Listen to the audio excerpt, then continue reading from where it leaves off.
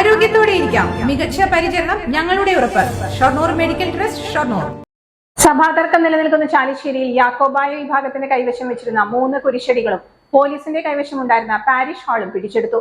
തിങ്കളാഴ്ച പുലർച്ചെ 5 മണിക്ക് ഒറ്റപ്പാലം സബ് കളക്ടർ മിഥുൻ പ്രേംരാജും സംഘവും പോലീസും എത്തിയാണ് നടപടികൾ പൂർത്തീകരിച്ചത്.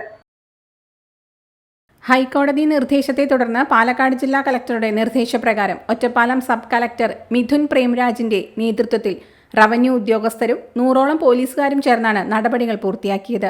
3 കുരിശടികളിലെയും പാരിഷ് ഹാളിലെയും പൂട്ടുകൾ ഉദ്യോഗസ്ഥർ സീൽ ചെയ്ത് നോട്ടീസ് പതിച്ചു.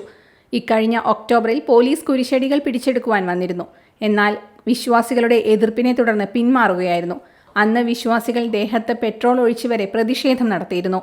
ഇത്തവണ വിശ്വാസികളുടെ എതിർപ്പുണ്ടാകാതിരിക്കാൻ തിങ്കളാഴ്ച പുലർച്ചെയായിരുന്നു പോലീസ് നടപടി.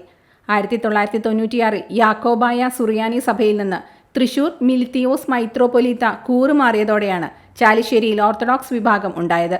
2020 ഓഗസ്റ്റ് 20-നാണ് മഹാഭൂരിപക്ഷം വരുന്ന യാക്കോബായ വിശ്വാസികളുടെ കൈവശമുണ്ടായിരുന്ന പള്ളി ഓർത്തഡോക്സ് സഭ പിടിച്ചെടുത്തത്.